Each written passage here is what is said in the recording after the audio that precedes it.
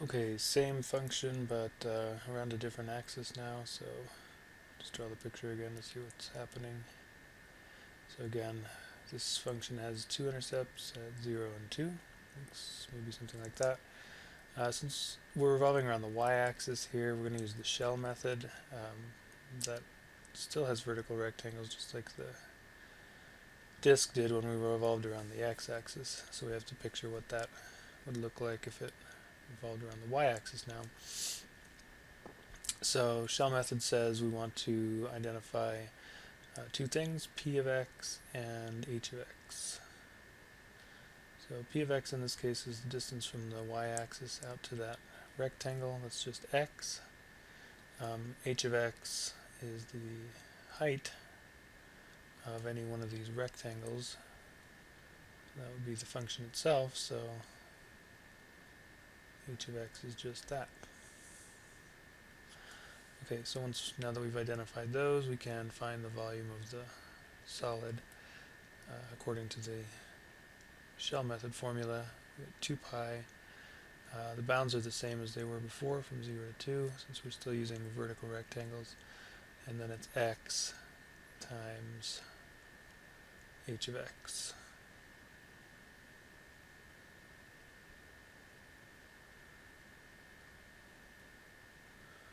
Okay, so this integral is going to be a little bit more complicated than the last one, but we can do it. Let's go ahead and simplify the function a little bit. We'll write it as x squared square root 2 minus x. Okay, so for this integral, we're going to want to let u be equal to 2 minus x, and so du is just negative x, or negative dx, and so negative du is dx. Okay, and we're also going to need to solve this for x. If I do that, I get x is equal to 2 minus u. Okay, so with all of that, we can put the integral in terms of u. We'll get 2 pi x squared, that's going to be 2 minus u squared. And the 2 minus x was u, so we're going to get a square root of u here. Got our du, and almost forgot our negative. That thing's going to have to be negative. If we think about the bounds here, since we are making a substitution, we're going to have to change them. The lower bound was x equals 0. We can find the corresponding u value by looking at our substitution. So if I plug in 0 there, I'm going to get 2 for my new lower bound. Upper bound was 2. If I plug it into the substitution, I'm going to get 0.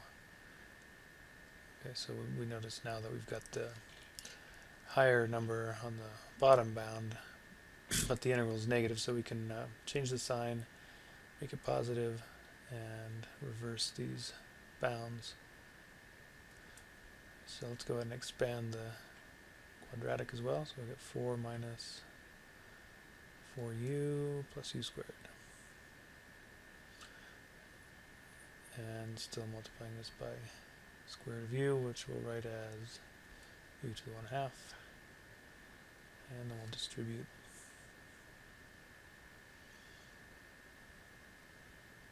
Which gives us, let's see, 4u to the 1/2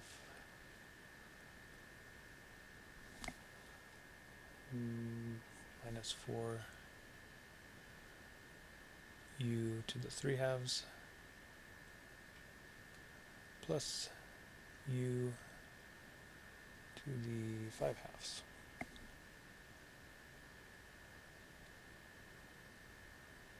Okay, so remember, with a definite integral, we're not going to have to change this back to bx's. We'll just evaluate it all in terms of u, and we'll get our numerical answer. Okay, so we need antiderivative. Raise that to the 3/2, so multiply by 2/3. It's going to give us 8/3 u to the 3/2. And next one, if I raise that, I get 5/2, so I'm going to get 2/5. Multiply that, I get 8/5. 8/5 u to the 5 halves. And the last one, I'm going to raise that to the 7 halves, so we'll get 2 sevenths.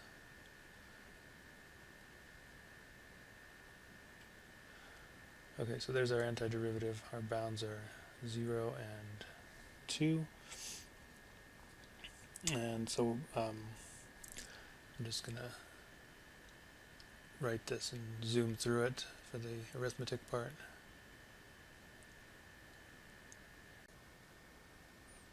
And zooming right along, you wouldn't believe how much practice it takes to write this quickly.